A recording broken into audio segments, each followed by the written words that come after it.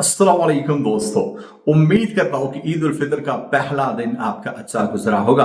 Saudi Arabia की कुछ special updates के साथ आप लोगों की खिदमत में हाजिर हूँ जिन्हें आपको जानना लाजमी है। सबसे पहला update Saudi Arabia civil defence की जानिब से रियाज, अशरकिया और अलखर्ज में लगाए गए इमरजेंसी को खत्म किया गया है। नेशनल अर्ली वार्निंग सिस्टम के तहत रियाज, अशरकिया और अलखर्ज में इमरजेंसी नाफिज की गई थी और गैर मुल्कियों से बाहर ना निकलने की अपील की गई थी और फाइनली खतरा चल चुका है।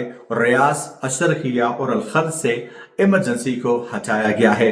लेकिन सेकेंडली अगर बात की जाए, रियाज में मिसाइल प्रोजेक्टाइल गिरने से 4 एशियाई जख्मी हो गए हैं। जैसा कि आपको पता है कि ईरानी हमलों में बहुत सारे जो है वो प्रोजेक्टाइल्स गिरते रहते हैं और अब तो ये रिहायशी इमारत पर गिरने लगे हैं। ऐसे में रियाज में प्रोजेक्टाइल गिरने से 4 एशियाई जख्मी हुए हैं। सऊदी अरबिया वजारत दिफा का ये कहना है। लेकिन साथ में एक और अपडेट भी आपके साथ जो है वो शेयर कर रहा हूं। एक ड्रोन क्रैश हुआ है ऑयल रिफाइनरी में और इसके अभी तलफात सामने नहीं आए हैं। ये जो रिफाइनरी है ये यंबू में वाक़ है और ये आरामको और एक्सॉन मोबाइल की जॉइंट रिफाइनरी है और ड्रोन इसमें क्रैश हुआ है, लेकिन इसके अभी तक पूरे तलफात सामने नहीं आए हैं। तो सऊदी अरबिया की ये कुछ स्पेशल अपडेट्स आपके साथ शेयर करना चाह रहा था। मैं मिलता हूं आपसे एक नए वीडियो के साथ, तब तक के लिए दीजिए इजाजत। अल्लाह हाफिज।